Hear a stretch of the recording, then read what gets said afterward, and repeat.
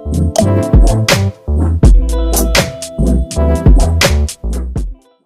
Students, मेरा नाम है यश पंडित और मैं फिर से एक बार आपका स्वागत करता हूं हमारे चैनल ट्रिकी इकोनॉमिक्स में। बेटा, हमारी क्लास 12 की टर्म 2 की ये जो सीरीज चल रही है मैक्रो इकोनॉमिक्स की, इसमें हम लोगों ने नेशनल इनकम तक के सभी मेथड को डिस्कस किया था हमारी प्रीवियस वीडियो में। आज हम लोग उसी को आगे बढ़ाते हुए सबसे पहले बात करते हैं नॉमिनल और रियल जीडीपी की। देखिए, ये बेटा एक क्वेश्चन बन जाता है 2 नंबर में आप कह लो या 3 नंबर में आता है, difference between nominal GDP and real GDP, या what do you understand by real GDP और नॉमिनल जीडीपी। देखिए, जरा समझते हैं आज हम लोग इस कॉन्सेप्ट को।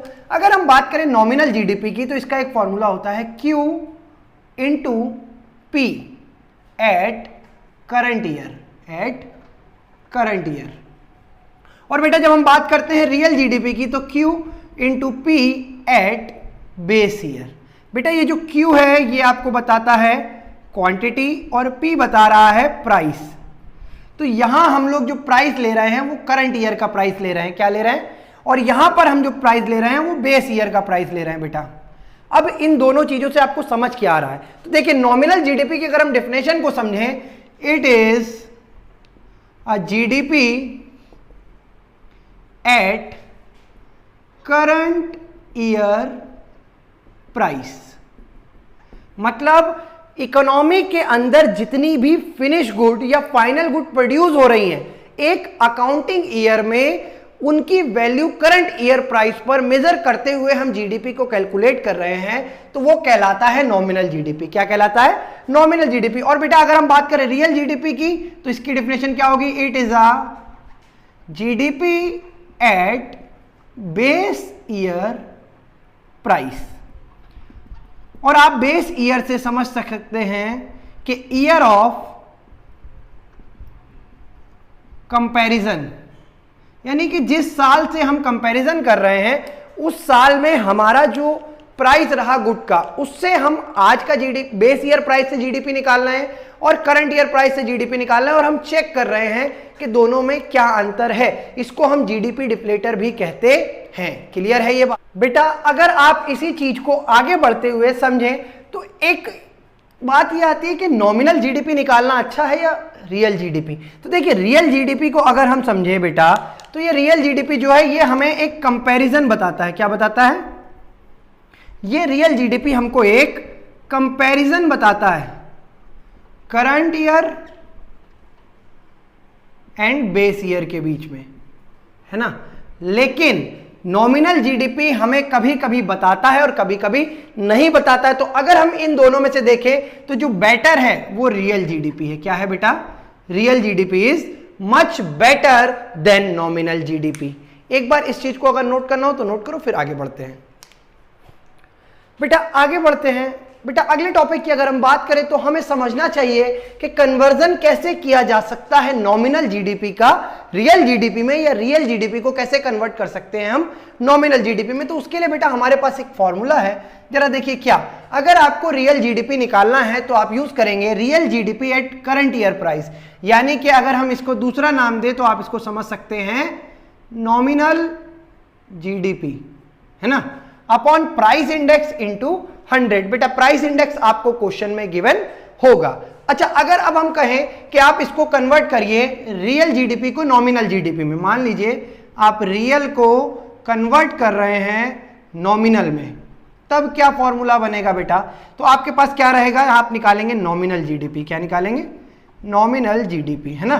तो अब देखिए, रियल जीडीपी तो आपका इधर है, real GDP into price index इधर आ जाएगा, प्राइस इंडेक्स, या इनटू में 100 है तो ये डिवाइड में चला जाएगा।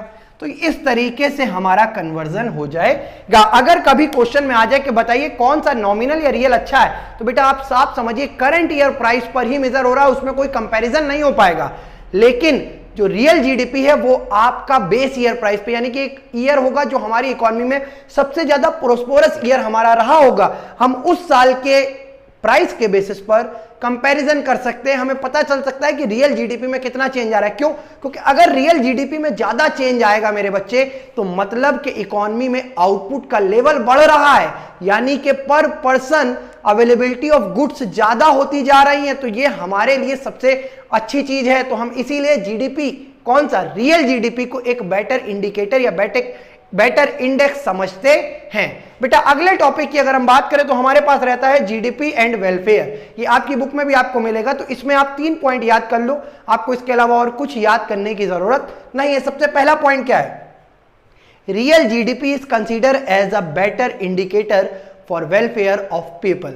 बेटा लोगों के वेलफेयर के लिए अगर हम किसी जीडीपी को ले तो हमें नॉमिनल जीडीपी को नहीं लेना चाहिए, क्योंकि वो करंट ईयर प्राइस की बात कर रहा है। हमें हमेशा लेना चाहिए किसको, बेस ईयर प्राइस को, क्योंकि वो हमारा सबसे समृद्ध ईयर के बेसिस पे हम कंपैरिजन कर रहे हैं। दूसरी चीज क्या कह रहा है, welfare of people is measured in term of availability of goods and services पर पर्सन। अगर वेलफेयर कैसे, अब देखिए यहां पर आया ना welfare index, welfare of people. अगर हम वेलफेयर ऑफ पीपुल की बात करें तो वो मैंने आपको बताया एक सिंपल भाषा में क्या, कि जितनी ज्यादा गुड्स एंड सर्विसेज पर पर्सन इकोनॉमी में अवेलेबल रहेंगी जिसके लिए, वो हमारे लिए ज्यादा वेलफेयर ऑफ पीपुल होगा। और increase in real GDP means increase in the level of output in a economy. और बेटा आपको एक चीज पता होनी चाहिए, एक पूरी साइकिल पता होनी चाहिए, क्या, कि आउटपुट कब बढ़ेगा, जब प्रोडक्शन बढ़ेगा। प्रोडक्शन कब बढ़ेगा, जब इंप्लॉयमेंट बढ़ेगी। देखिए इधर एक मैं आपको बता के दिखा रहा हूं, अगर आपका आउटपुट राइज हो रहा है तो ये कैसे होगा, आउटपुट राइज करने के लिए हमें प्रोडक्शन को बढ़ाना पड़ेगा, हाँ या ना, प्रोडक्शन इंक्रीज होगा मेरे बच्चे। और जब प्रोडक्शन इंक्रीज होगा तो इंप्लॉयमेंट अपॉर्चुनिटियां इकोनॉमी में बढ़ेंगी या नहीं बढ़ेंगी। और बच्चा जब इंप्लॉयमेंट अपॉर्चुनिटी बढ़ेगी तो लोगों की इनकम बढ़ेगी या नहीं बढ़ेगी। और जब लोगों की इनकम बढ़ेगी तो लोग डिमांड करेंगे, क्योंकि जिनके पास अभी तक पैसा नहीं था अब उनके पास भी पैसा है। और जब ज्यादा लोग डिमांड करेंगे तो अल्टीमेटली हमें आउटपुट बढ़ाना पड़ेगा, क्योंकि मार्केट की डिमांड और सप्लाई को कोप अप करना है। और फिर ये साइकिल चलती जाएगी तो हमारा देश, हमारी इकोनॉमी ग्रो करेगी या नहीं करेगी, बिल्कुल करेगी भाई, है या नहीं। तो ये था हमारा रियल जीडीपी और नॉमिनल जीडीपी का एक टॉपिक। अब हम लोग आगे बढ़ते हैं और डिस्कस करते हैं numerical portion of national income. सबसे पहले हम लोग आज डिस्कस करेंगे इनकम मेथड को। इनकम मेथड के कुछ न्यूमेरिकल को समझते हैं, कैसे पेपर में आते हैं और कैसे आप उसको कर सकते हैं। अगर आपको इसको स्क्रीनशॉट लेना है तो एक बार ले लीजिए। बेटा हम लोग अब कुछ न्यूमेरिकल पोर्शन को डिस्कस करते हैं। देखिए एक क्वेश्चन हमें ये दिख रहा है, calculate gross national product at factor cost. हमें निकालना है क्या, GNP at FC find out करना है ना। और अब हमें दोनों ही मेथड यूज करने हैं। हमसे कहा गया है by using income method and expenditure method. तो मेरे बच्चे अगर हम इनकम मेथड की बात करें, सबसे पहले जीएनपीएफसी निकलते हैं बाय इनकम मेथड। तो बेटा इनकम मेथड में हमने आपको क्या बताया था कल, अगर कुछ याद है, अगर वीडियो देखी हो तो समझो कि इनकम मेथड में सर आपने कहा था सबसे पहले आप निकाल दीजिए एनडीपीएफसी। क्या निकाल दीजिए, एनडीपीएफसी। हाँ भाई, इसका फॉर्मूला आपने बताया था, compensation of employees plus operating surplus plus operating surplus plus mixed income. बेटा अगर हम देखें तो हमारे पास क्वेश्चन में हमें सबसे पहले नंबर पे दिया है प्राइवेट फाइनल कंजम्पशन एक्सपेंडिचर, फिर हमें दिया है गवर्नमेंट फाइनल कंजम्पशन एक्सपेंडिचर, फिर हमें दिया है कंपनसेशन ऑफ एम्प्लॉइज। बच्चा हमें सीओई एज इट इज दिख रही है, हमें कंपनसेशन ऑफ एम्प्लॉइज दिख रही है, कितनी दी है बेटा 600, वैल्यू पुट करिए, कंपनसेशन ऑफ एम्प्लॉइज 600 प्लस। दूसरी बात करें, हमें चाहिए ऑपरेटिंग सरप्लस। अगर हम देखें तो हमें नेट इंपोर्ट दिया है, ग्रॉस डोमेस्टिक कैपिटल फॉर्मेशन दिया है, कंपनसेशन ऑफ फिक्स कैपिटल दिया है, नेट इनडायरेक्ट टैक्सेस दिया है, net factor income from abroad दिया है, डिविडेंड दिया है, रेंट दिया है, इंटरेस्ट दिया है, अनडिस्ट्रीब्यूटेड प्रॉफिट दिया है, social security scheme contribution by employer दिया। अब एक चीज समझिए, हमने कंपनसेशन ऑफ एम्प्लॉइज में याद किया था wages plus salary plus contribution by employers, और यहां हमें कंट्रीब्यूशन बाय एम्प्लॉयर दिया भी है। लेकिन याद रखने वाली बात क्या है कि हमें पहले ही COE as it is given है, तो हम इसको कुछ भी नहीं करेंगे। बेटा आगे हमें कॉर्पोरेशन टैक्स दिया है, तो चलिए हमें ऑपरेटिंग सरप्लस सीधा सीधा नहीं दिया, कोई बात नहीं। अगर ऑपरेटिंग सरप्लस सीधा ना दिया हो तो हम क्या ढूंढते हैं, rent plus interest plus profit, यही चीजें ढूंढते हैं। देखिए जरा, हमें रेंट बेटा सीधा सीधा दिया है, कितना है 120, प्लस हम अगर बात करें इंटरेस्ट की, तो इंटरेस्ट भी हमको दे रखा है 80। और बच्चे अगर हम बात करें प्रॉफिट की, तो हमें प्रॉफिट नहीं दिया। तो आप क्वेश्चन में अगर देख पा रहे हैं तो प्रॉफिट की जगह आपको क्या दिया है, इंटरेस्ट दिया है, अनडिस्ट्रीब्यूटेड प्रॉफिट दिया है और कोऑपरेशन टैक्स दिया गया है। तो बेटा प्लस कर दीजिए, कितना कितना है,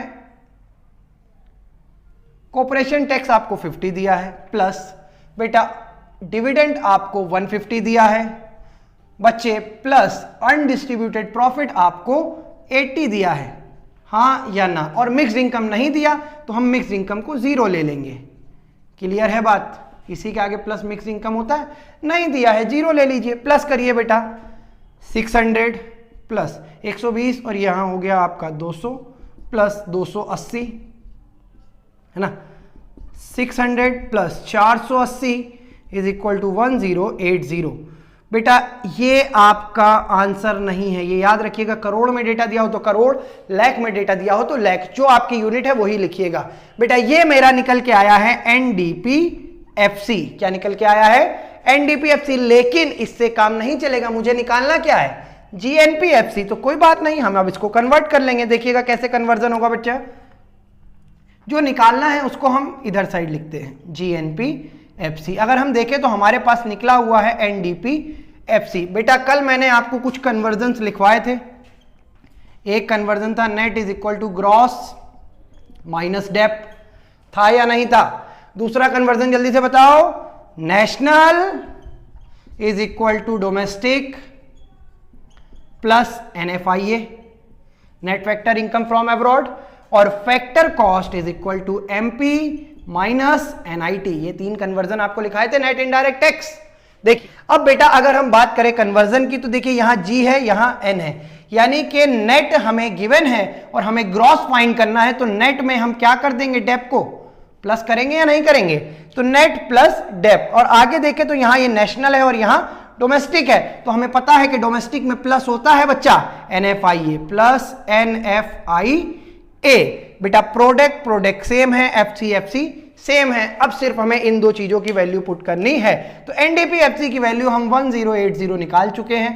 प्लस अगर हम बात करें बच्चे डेप्रिसिएशन की, तो हमें डेप्रिसिएशन के नाम पर दिया है कंजम्पशन ऑफ फिक्स कैपिटल, जिसकी वैल्यू हमें 20 दी गई है बेटा। प्लस अगर हम बात करें एनएफआईए की, तो हमें सीधा सीधा नंबर 8 देखिए आप दिया है, net factor from abroad is -70। तो बेटा प्लस होगा पर वैल्यू माइनस की रहेगी, तो प्लस माइनस माइनस हो जाएगा। आप इसको सॉल्व करिए, 1100 minus 70 is equal to 1030। That will be your answer by income method. कोई डाउट है? एक बार इसको नोट करो। फिर अब हम लोग इसी क्वेश्चन को समझते हैं एक्सपेंडिचर मेथड से। सेम उसी क्वेश्चन को डिस्कस करते हैं एक्सपेंडिचर मेथड से। तो बेटा जब भी आपको एक्सपेंडिचर मेथड की बात करनी होगी, याद रखिए किसकी? Expenditure method. तो बच्चा आप क्या याद करेंगे? आपको याद आना चाहिए जीडीपी एमपी। क्लियर है? और जीडीपी एमपी का हमने आपको फॉर्मूला भी दिया था। देखिए क्या था formula? GDP MP is equal to, सबसे पहले आप प्लस करेंगे private final consumption expenditure plus government final consumption expenditure plus gross domestic capital formation, है ना बच्चा? और फिर हम इसमें प्लस करेंगे नेट एक्सपोर्ट। याद है ये फॉर्मूला या भूल चुके हैं? याद है? ठीक है। देखो अब भैया हम अगर क्वेश्चन को देखें तो हमें नंबर 1 पे दिया है प्राइवेट फाइनल कंजम्पशन एक्सपेंडिचर, जिसकी वैल्यू कितनी है लल्ला? वैल्यू है 800। कितनी है? 800।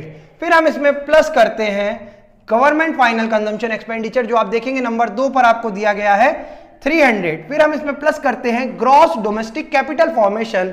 अगर हम देखें तो हमें नंबर 5 पर सीधी सीधी दी है। अब की बार तो ये कंफ्यूज ही नहीं कर रही है। ग्रॉस डोमेस्टिक कैपिटल फॉर्मेशन की वैल्यू नंबर 5 पर है 150। और बच्चे नेट एक्सपोर्ट अगर आप देखें तो आपको कहीं ना कहीं तो दिया ही होगा, हाँ आपको नेट इंपोर्ट दिया गया है नंबर 4 पे। बेटा नेट एक्सपोर्ट प्लस होता है और अगर ये नहीं है तो नेट इंपोर्ट माइनस होगा। क्या होगा बच्चे? माइनस। तो हमें माइनस दिया है, हम माइनस कर लेते हैं बेटा। नेट इंपोर्ट नंबर 4 पर 50। अगर आप इसको सॉल्व करें तो कितना होगा? 800 plus 300 is equal to 1100, 1100 plus 150 is equal to 1250, minus 50 is equal to 1200। हाँ या ना? क्लियर है बात? ये हमारा आया जीडीपी एमपी। अब हम इसको कन्वर्ट कर दें, अगर देखिए जीएनपी एफसी में हमारे पास है जीडीपी एमपी। बेटा कैसे होगा? देखिए जी और जी तो सेम है, इसको कुछ करने की जरूरत नहीं है। और वहीं पर अगर हम बात करें, यहां हमें नेशनल है, यहां डोमेस्टिक है, तो मेरे दिमाग में तुरंत क्लिक करना चाहिए भैया डोमेस्टिक में प्लस करेंगे NFIA, net factor income from abroad, और पीपी सेम है पर यहां फैक्टर कॉस्ट है और हमने एमपी पे निकाला है, तो एमपी में माइनस करेंगे NIT। क्या माइनस करेंगे बेटा? NIT, net indirect tax. देखिए जरा क्या क्या दिया है। जीडीपी एमपी की वैल्यू हम 1200 ऑलरेडी निकाल चुके हैं। NFIA की वैल्यू हमें नंबर 8 पर देखें तो -70 दी गई है बच्चा, और NIT की वैल्यू अगर हम देखें तो हमें नेट इनडायरेक्ट टैक्स नंबर 7 पर 100 दिए गए हैं, है ना? कोई डाउट है? सॉल्व कर डालो फटाक से। 1200 प्लस माइनस माइनस रहेगा, -70 माइनस 1000 इज इक्वल टू कितना हो गया? 170। अगर आप 1200 में से माइनस 170 करेंगे तो आपकी वैल्यू 1030 आएगी। और आप देख सकते हैं इनकम मेथड और एक्सपेंडिचर मेथड दोनों से ही वैल्यू सेम आई है या नहीं आई है। चलिए इसी को थोड़ा सा आगे बढ़ा लेते हैं। अगर हम आपसे कहें कि अब इसको कन्वर्ट करो NNPFC में, किसमें? NNPFC में, तो देखिए हम क्या करेंगे। GNPFC हम निकाल चुके हैं और हमसे कह रहा है नेशनल इनकम निकाल के दिखाओ जरा, तो निकाल देंगे, डरते हैं क्या? नेशनल इनकम के लिए हमें क्या सबसे पहले चाहिए? नेट, और यहां है ग्रॉस, तो बेटा ग्रॉस में माइनस करेंगे किसको? डेप को, हाँ या ना? फिर NN सेम है, PP सेम है, FC सेम है, तो कुछ करना ही नहीं, लो ये तो हलवा था बिल्कुल। 1030। और अगर हम अपने डेप की बात करें तो हमें यहां पर नंबर 6 पर कंजम्पशन ऑफ फिक्स कैपिटल दे रखा है सीधा सीधा 20 -20, तो 1010 इज आवर नेशनल इनकम। जिसको नहीं समझ आया कमेंट बॉक्स में फटाक से बता दो, मैं दोबारा क्लियर कर दूंगा। क्लियर है? नोट करो। मैं क्लियर ना हो रहा हो तो प्लीज कमेंट बॉक्स में बताइएगा, मैं न्यूमेरिकल की और क्लासेस लगा दूंगा आप लोगों के लिए और वीडियोस अपलोड कर दूंगा, ठीक है? चलो देखो बेटा, अगले क्वेश्चन की अगर हम बात करें तो क्वेश्चन नंबर 16 हम इस बार उठा रहे हैं। देखिए इस बुक में जो क्वेश्चन नंबर 16 हमें कह रहा है, मैं बहुत सिलेक्टिव क्वेश्चन करा रहा हूं कि ये क्वेश्चन ऐसे हैं कि इस लेवल तक के ही एग्जाम में फंसते हैं, मतलब हार्ड से हार्ड जो क्वेश्चन हो सकते हैं वो मैं आपको कराने की कोशिश कर रहा हूं। देखिए सबसे पहले अगर हम बात करें तो हमें निकालना है from the following information calculate national income by income and expenditure method. Like दोनों ही मेथड से हमें नेशनल इनकम निकालनी है, यानी कि नेशनल इनकम को हम NNPFC से डिनोट करते हैं और हमें फाइंड करनी है, हमें गिवन नहीं है तो कोई दिक्कत की बात नहीं है, कोई समस्या नहीं है इतनी। चलो अब की बार हम दोनों मेथड को जरा साइड बाय साइड करेंगे, ठीक है? देखिएगा जरा, अगर हम बात करें इनकम मेथड की तो बच्चा इनकम मेथड में आपको सबसे पहले क्या निकाल लेना चाहिए? आपको आंख बंद करके जब भी इनकम मेथड आए NDPFC निकाल लो। NDPFC का फॉर्मूला क्या बताया था? COE plus OS plus MI। Short form में कंफ्यूज हो रहे हो? COE का मतलब कंपनसेशन ऑफ एम्प्लॉइज, OS का मतलब ऑपरेटिंग सरप्लस और MI का मतलब मिक्स्ड इनकम। ये आपको मैंने लिखवा दिया है पहले ही लेक्चर में। देखिए वैल्यू अगर हम ढूंढे बच्चा तो हमें सबसे पहले नंबर पर दिया गया है government of final consumption expenditure, subsidies, rent, wages, salary, indirect tax, private final consumption expenditure, gross domestic capital formation, social security scheme contribution by employer, royalty, net factor income paid to abroad. ये ध्यान दीजिएगा, to और from मैं कल से बोल रहा हूं आप लोगों से, कहीं ना कहीं खेल हो सकता है आपके साथ। Interest, consumption of fix capital, profit, net export और चेंज इन स्टॉक, ये 15 चीजें हमें क्वेश्चन में गिवन हैं। तो हम घबराएंगे नहीं। पहली चीज देखिए, हमें COE पूरे क्वेश्चन में कहीं भी नहीं मिला, तो आपका माइंड क्लिक करना चाहिए कि अगर COE एज इट इज नहीं दिया तो हमें भैया ने बताया था क्या कि बेटा आप ढूंढो salary plus wages plus contribution by employer. मैं इसको शॉर्ट में लिख रहा हूं, social security scheme contribution bye employers, ठीक है, और प्लस करिए नॉर्मल चीजों को, ओएस प्लस एमआई। अब देखते हैं इसमें से क्या क्या दिया है भैया। हमें सैलरी एंड वेजेस नंबर 4 पर आपको दिख रही होंगी 600 दी गई हैं, तो कोई दिक्कत की बात नहीं है। 600 प्लस अगर हम बात करें वेजेस की, तो वेजेस और सैलरी हम लिख ही चुके हैं। दूसरी चीज हमें ढूंढनी है social security scheme contribution by employer. तो नंबर 8 पे अगर आप देखें तो आपको social security scheme contribution by employer 55 दिख रहा है, 55, हाँ या ना।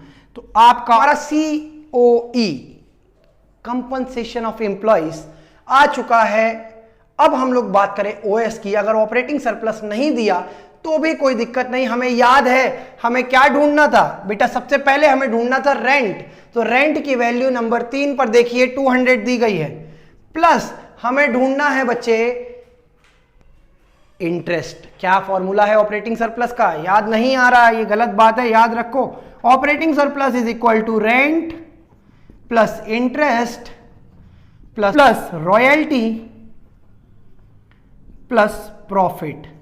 ये तीन चीजें जब आप जोड़ेंगे तो आपका निकल के आएगा ऑपरेटिंग सरप्लस। देखिए जरा, हमें रेंट दिया गया था, हमने लिख लिया है 200, प्लस हमें ढूंढना है इंटरेस्ट। बेटे इंटरेस्ट कहीं दिख रहा है, जी हाँ 11 नंबर पे अगर आप ढूंढें तो आपको इंटरेस्ट 20 मिलेगा। प्लस बेटा रॉयल्टी की बात करें तो हमें नंबर 9 पर रॉयल्टी भी गिवन है जिसकी वैल्यू है 25। प्लस अब हम बात करें प्रॉफिट की, तो प्रॉफिट देखिए कहीं ना कहीं तो दिया ही होगा, है ना। हाँ नंबर 13 130 रुपए का प्रॉफिट भी दिया गया है।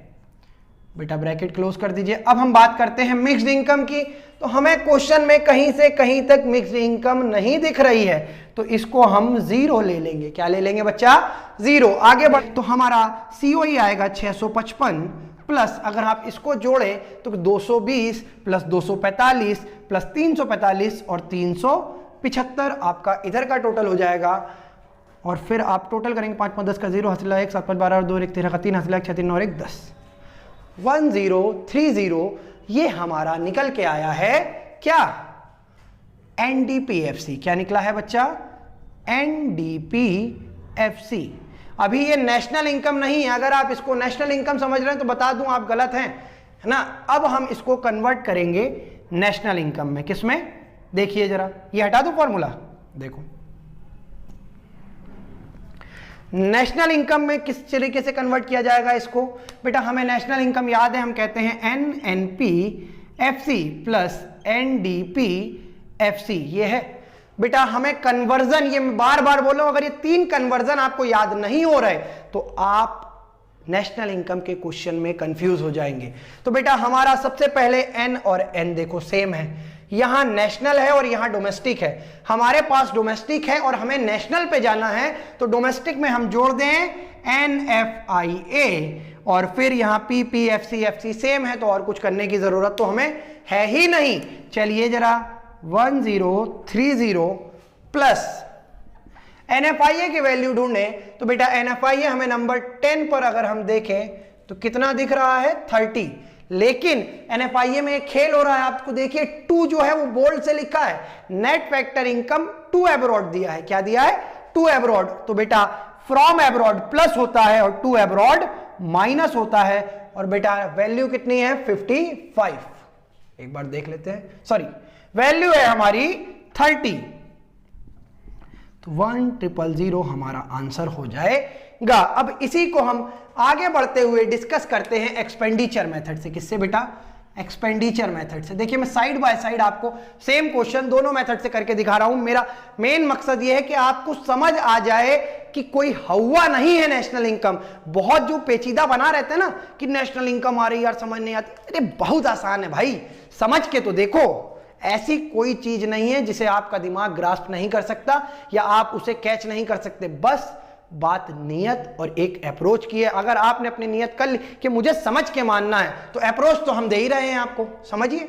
देखिए एक्सपेंडिचर मेथड में हमें निकालना पड़ेगा GDP MP का, private final consumption expenditure plus government final consumption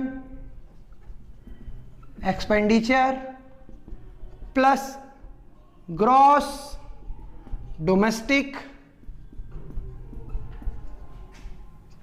capital formation plus net export. एक सिंपल सा फॉर्मूला है, इतना कोई खेल तो है नहीं इसमें। जरा ढूंढो भैया वैल्यू क्या क्या दी गई है बच्चे। अगर हम बात करें गवर्नमेंट फाइनल कंजम्पशन एक्सपेंडिचर जो हमें नंबर 1 पर दिया गया है, उसकी वैल्यू है आपकी कितनी दी है नंबर 1 पर? 100। ठीक है। अगर हम बात करें प्राइवेट फाइनल कंजम्पशन एक्सपेंडिचर की जो हमें नंबर 6 पर दिया गया है, उसकी वैल्यू है 800। ठीक है। प्लस फिर हम बात करें ग्रॉस डोमेस्टिक कैपिटल फॉर्मेशन जो हमें नंबर 7 पर सीधी सीधी दी गई है 120। बेटा याद रखो यहां क्वेश्चन जो है इसमें भले ही है, लेकिन आपको ये घुमा सकता है। क्या आपको हो सकता है याद ग्रॉस डोमेस्टिक फिक्स कैपिटल, तो फिक्स लग जाए तो फिक्स को हटाने के लिए हम चेंज इन स्टॉक को जोड़ देंगे। किसको जोड़ देंगे? चेंज इन स्टॉक को। ये बात याद रखना। कितना दिया है हमें? 120 प्लस नेट एक्सपोर्ट को और ढूंढ लेते हैं। नेट एक्सपोर्ट नंबर 14 पर दिया गया है 70। आप बेटा सॉल्व करिए इसको। 900 1000 1090 ये हमारा आया जीडीपी एमपी। अब हमें इसे कन्वर्ट करना है किसमें बच्चा? एनएनपी एफसी में। चलो भाई करते हैं। कौन सा इतना बड़ा हुआ है ये? बहुत आसान अप्रोच है भाई। देखिए तो नेशनल ग्रॉस, ग्रॉस में माइनस करो डेप को, है भाई। ग्रॉस में माइनस किया, डेप तुरंत नेट बना नहीं बना, यही दाब दी इसकी मुंडी। दूसरा देखो यहां नेशनल है और ये डोमेस्टिक है, करो डोमेस्टिक में प्लस करो भाई एनएफआई है। कुछ और है ही नहीं कन्वर्जन में। मार्केट प्राइस है माइनस करो एनआईटी। कौन सा हुआ बन रहा है यार? देखो आगे वैल्यू हम जीडीपी एमपी की निकाल चुके हैं कितनी? 1090 माइनस डेप ढूंढो भाई जरा। Consumption of fix capital question number 12 sorry number 12 पर हमें 10 दी गई है। कंजम्पशन ऑफ फिक्स कैपिटल जिसका नाम डेप्रिसिएशन है वो हमें 10 दिया गया है। प्लस एनएफआईए ढूंढे तो हमें टू एब्रॉड है, फ्रॉम नहीं। तो टू एब्रॉड को हम क्या करेंगे बच्चे? माइनस करेंगे। क्या करेंगे? माइनस, जिसकी वैल्यू हमारी 30 है। क्योंकि एनएफआईए प्लस होता है लेकिन यहां ये माइनस होगा। क्यों? क्योंकि क्वेश्चन में टू एब्रॉड देखो, टू हाईलाइटेड है, वो इसीलिए हाईलाइट किया गया है। और हम एनआईटी ढूंढे तो नेट इनडायरेक्ट टैक्स कहीं दिख रहा है भैया? नहीं दिख रहा। तो देखिए हमें इनडायरेक्ट टैक्स दिए गए हैं। इनडायरेक्ट टैक्स नंबर 5 पे हमें कितने दिए गए हैं? 60 माइनस अगर हम बात करें सब्सिडी की तो वो हमें दी गई है कितनी? 10। सॉल्व करिए।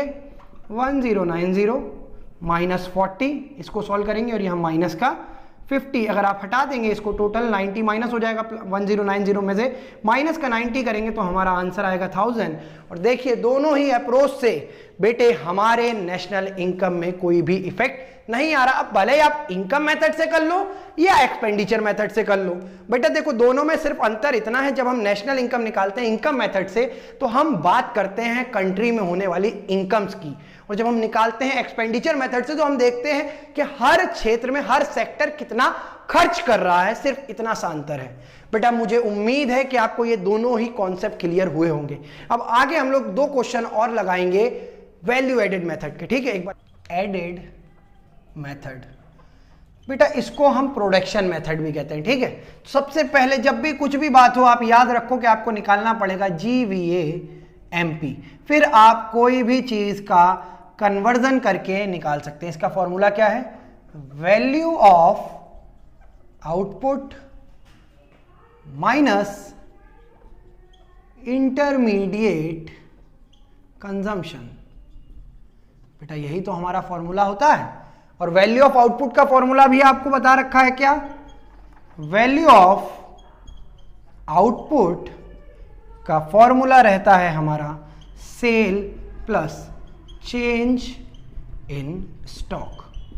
बेटा मैं फिर कह रहा हूं कि अगर आपको लग रहा है कि सर हमें थोड़े से और न्यूमेरिकल बता दीजिए तो आप कमेंट बॉक्स में लिखिएगा। मैं एक और वीडियो नेशनल इनकम के सिर्फ न्यूमेरिकल्स की ही आपके लिए बना दूंगा। अगर आपको कोई क्वेश्चन में डाउट आ रहा है कि आपको लग रहा है बहुत डिफिकल्ट है यार, हमसे नहीं हो रहा, तो हमारी मेल आईडी है trickeyeconomics@gmail.com या panditcommerceclasses@gmail.com पर भी आप हमें उसका पिक मेल कर दीजिए। मैं ट्राई करूंगा कि एक वीडियो में वो सभी डाउट्स आपके सॉल्व कर दूं। ठीक है, देखिएगा, value of output sale plus change in stock. चलिए आगे बढ़ते हैं और क्वेश्चन समझते हैं हम लोग क्या कह रहा है। Calculate net value added at factor cost. बेटा हमें पहले क्वेश्चन में अगर हम बात करें तो निकाल के दिखाना है NVAFC। क्या निकालना है?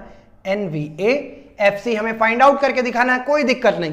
निकालेंगे हम हमेशा GVAMP पहले। क्या निकालेंगे? GVAMP, और इसको कन्वर्ट कर देंगे फिर NVAFC में। देखिए GVAMP के लिए हमें चाहिए वैल्यू ऑफ आउटपुट। बेटा क्या हमें क्वेश्चन में वैल्यू ऑफ आउटपुट दिया गया है? जी हाँ, नंबर 5 पे अगर आप देखेंगे तो हमें वैल्यू ऑफ आउटपुट दिया गया है 500। कितना दिया गया है बच्चा? 500 डायरेक्ट दिया गया, बहुत अच्छे। माइनस इंटरमीडिएट गुड की अगर हम बात करें तो हमें नहीं दिया इंटरमीडिएट गुड, लेकिन हमसे कह रहा है परचेज ऑफ रॉ मटेरियल हमें दिया गया है। और मैंने आपको बताया था कि इंटरमीडिएट गुड्स में वह सभी चीजें आती हैं जो रॉ मटेरियल के तरीके ट्रीट की जाती हैं, यानी कि all the input which are required to produce any output are known as intermediate good. और इंटरमीडिएट गुड की वैल्यू हमें दी गई है कितनी? 300। कितनी दी गई है? 300। तो बेटा हमारा GVAMP कितना आएगा? 200। अब हम इसको कन्वर्ट तो कर ही लेंगे, देखो कैसे। हमें चाहिए NVAFC चाहिए, हमारे पास क्या है? GVAMP। बहुआ फॉर्मूला याद हो तो सब हो सकता है। कौन सा? कन्वर्जन। एक बार फिर देखो कन्वर्जन क्या था? Net is equal to gross minus dep, है ना? याद कर लो, बार बार इसीलिए लिख रहा हूं ताकि तुम लोगों को याद हो जाए भैया।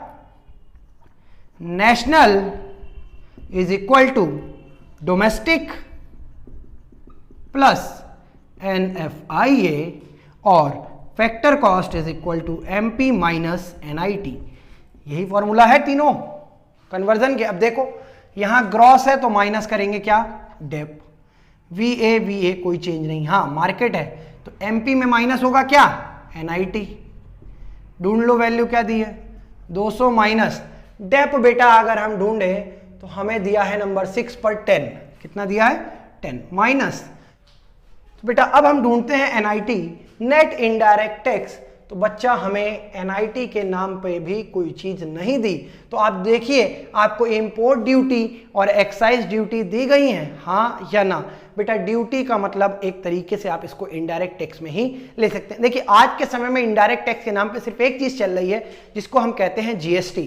लेकिन अगर हम GST 2017 में जब ये आया था, इससे पहले जाएं तो हम इनडायरेक्ट टैक्स में ड्यूटीज को भी कैलकुलेट करते थे। तो देखिए इंपोर्ट ड्यूटी आपकी 20 है और एक्सपोर्ट ड्यूटी आपकी 30 है, तो NIT आपका टोटल कितना आएगा? 50। कितना आएगा? 50। और जब आप इसमें से इसको सब्ट्रैक्ट करेंगे तो आपका आएगा 140। ये आपका आंसर है बच्चा। क्या है? आंसर। कोई दिक्कत है? इस क्वेश्चन को नोट करो, फिर एक और क्वेश्चन को आगे करते हैं। बेटा चलिए आगे बढ़ते हैं और एक और क्वेश्चन को डिस्कस करते हैं। देखिए जरा, अगर हम बात करें क्वेश्चन नंबर 11 की, उसमें भी हमें NVAFC ही फाइंड आउट करके देना है। लेकिन अगर हम देखें तो हमें यहाँ पर sale subsidy, purchase of machine install in the factory, purchase of raw material, change in stock और कंजम्पशन ऑफ फिक्स कैपिटल दिया गया है। तो बेटा सबसे पहले तो हमें वैल्यू ऑफ आउटपुट चाहिए, और वैल्यू ऑफ आउटपुट की वैल्यू हमें 500 दी गई है, जिसमें सेल की वैल्यू 500 है। तो चेंज इन स्टॉक और ढूंढ लीजिए बेटा। नंबर 5 पर चेंज इन स्टॉक आपको माइनस का 20 दिया गया है, तो आपकी वैल्यू ऑफ आउटपुट की वैल्यू बनी 480 माइनस। अब हमें करना है इंटरमीडिएट कंजम्पशन। किसको माइनस करना है बच्चा? Intermediate consumption. जरा देखिए कितना है इंटरमीडिएट कंजम्पशन। अगर हम बात करें तो हमें सबसे पहले तो परचेज ऑफ रॉ मटेरियल दिया गया है 250, और बेटा हमें बता रहा है कि हमने एक मशीन खरीदी है। कितने की? 400 रुपए, 400 की, 400 लाख। ठीक है। Purchase of machine install in the factory. तो देखिए फैक्ट्री में जो मशीन खरीदी गई है, क्या वो हमारा इंटरमीडिएट कंजम्पशन में आएगा? जी नहीं, मशीन हमारी एसेट की तरीके ट्रीट की जाएगी। तो आप खाली इसी को लेंगे, और जब आप इसे माइनस करेंगे तो कितना आएगा? 0, 3, 2, 230 हमारा आया बेटा GVAMP। अब बच्चे अगर हम बात करें NVAFC की, तो हम इजीली कन्वर्ट कर सकते हैं या नहीं? कैसे? ग्रॉस में से माइनस करेंगे डेप को, और FC से MP पे जाना, MP से FC पे आना है तो हम माइनस करेंगे NIT को बेटा देखिए वैल्यू कितनी है 230 माइनस डेप के नाम पे नंबर 6 आप देखेंगे तो कंजम्पशन ऑफ फिक्स कैपिटल आपको दिया गया है 40 माइनस NIT इनडायरेक्ट टैक्स। बेटा अगर आप ढूंढे तो आपको सिर्फ सब्सिडी दी है और कुछ नहीं दिया, तो आपको याद होना चाहिए NIT में क्या होता है, इनडायरेक्ट टैक्स 0 माइनस सब्सिडी की वैल्यू कितनी दी है बच्चे 30। तो जब आप इसको अल्टीमेटली सॉल्व करेंगे तो आपका आएगा 230 minus 40 is equal to 190 minus का 30 माइनस बच्चे प्लस हो जाएगा, तो आपकी वैल्यू निकलेगी 190 प्लस डी में, तो आपकी वैल्यू आएगी 230 और ये आपका आंसर है, हाँ या ना। इसको बेटा नोट करो। फिर एक और क्वेश्चन को हम लोग अभी कर लेते हैं इसी टॉपिक से। बार देखिए कह रहा है आपको एक फर्म दी है एक्स और उसकी net value added at factor cost find करके दिखानी है। तो बेटा हम सबसे पहले लेते हैं वैल्यू ऑफ आउटपुट। हमें नहीं दिया गया है वैल्यू ऑफ आउटपुट, आप देखिए सीधा सीधा, तो हम यूज करेंगे क्या, sale plus change in stock, है ना, यही तो यूज करेंगे, माइनस IC इंटरमीडिएट कंजम्पशन। तो सेल की वैल्यू आपको दिख रही है कितनी, नंबर 5 पर 800 माइनस बेटा देखिए चेंज इन स्टॉक आपको नहीं दिया है, sorry plus change in stock आप देखेंगे तो आपको नहीं दिया है, तो आप क्या करेंगे क्लोजिंग माइनस ओपनिंग। बेटा क्लोजिंग है कितना 40 और माइनस का ओपनिंग स्टॉक आपको दिख रहा है 50 नंबर 4 पे, तो आपकी वैल्यू कितनी आएगी यहां 790 माइनस इंटरमीडिएट कंजम्पशन की अगर बच्चे बात करेंगे तो आपको दिख रहा है purchase of raw material, minus कर दो भाई कितना आएगा 290। कोई दिक्कत है बेटा? अब इसको हम कन्वर्ट करते हैं NVA FC में, तो देखिए GVA MP हम निकाल चुके हैं, ग्रॉस से माइनस करेंगे डेप, आपको कन्वर्जन उधर दिख रहा होगा, VA में कोई चेंज नहीं, MP में माइनस करेंगे NIT, हाँ या ना, 290 माइनस बच्चे अगर आप डेप ढूंढेंगे तो आपको डेप्रिसिएशन के नाम पर सीधा सीधा क्या दिया गया है, हाँ भाई gross capital formation, net capital formation. बेटा देखिए आपको डेप कहीं से कहीं तक नहीं दिया गया, कोई दिक्कत नहीं, तो आप एक चीज देखिए, आपको नंबर 2 पर दिख रहा है ग्रॉस कैपिटल फॉर्मेशन, दिख रहा है, डेप निकालने का फॉर्मूला निकाल रहे हैं हम, क्या आपको दिख रहा है ग्रॉस कैपिटल फॉर्मेशन है बच्चा, और दूसरा आपको दिख रहा है नेट कैपिटल फॉर्मेशन, और आपको पता है ग्रॉस और नेट के बीच का डिफरेंस क्या होता है, डेप। तो बेटा अगर हम ग्रॉस में से माइनस कर देंगे नेट कैपिटल फॉर्मेशन तो हमें डेप की वैल्यू मिलेगी या नहीं मिलेगी? तो बेटा ग्रॉस है हमारा 200 माइनस नेट कैपिटल फॉर्मेशन है हमारा 180, तो हमारे डेप की वैल्यू कितनी आई बच्चा 20, हाँ या ना? तो यहां पर हम 20 लिखेंगे माइनस NIT की बात करें तो आप देखिए आपको कहीं से कहीं तक नहीं दिख रहा है NIT, हमें याद है इनडायरेक्ट टैक्स माइनस सब्सिडी, तो बेटा इनडायरेक्ट टैक्स नहीं दिया है तो IT के नाम पे हम 0 लेंगे, माइनस हमें सब्सिडी नंबर 3 पर दिख रही है जिसकी वैल्यू है 60, करिए भाई माइनस करेंगे तो हमारे पास बचेगा 270 और माइनस ब्रैकेट के अंदर है माइनस 60, तो माइनस बच्चे आपका हो जाएगा प्लस हो जाएगा 60, तो आप जब इसको प्लस करेंगे तो आपका आएगा 330, ये आपका आंसर है, एक बार इसको नोट करो। और मेरे बच्चे इसी के साथ हमारा नेशनल इनकम कंप्लीट होता है। अब हम लोग आपसे मिलेंगे अगली वीडियो में जिसमें हम लोग बात करेंगे एग्रीगेट डिमांड और एग्रीगेट सप्लाई की। क्लियर है? हमारा अगला चैप्टर टर्म 2 का है ADAS। चलिए मिलते हैं अगले वीडियो में, तब तक के लिए बेटा चैनल को लाइक करिए, शेयर करिए, सब्सक्राइब करिए और जितना ज्यादा हो सकता है अपने फ्रेंड सर्कल में भी चैनल को प्रमोट कीजिए। Thank you.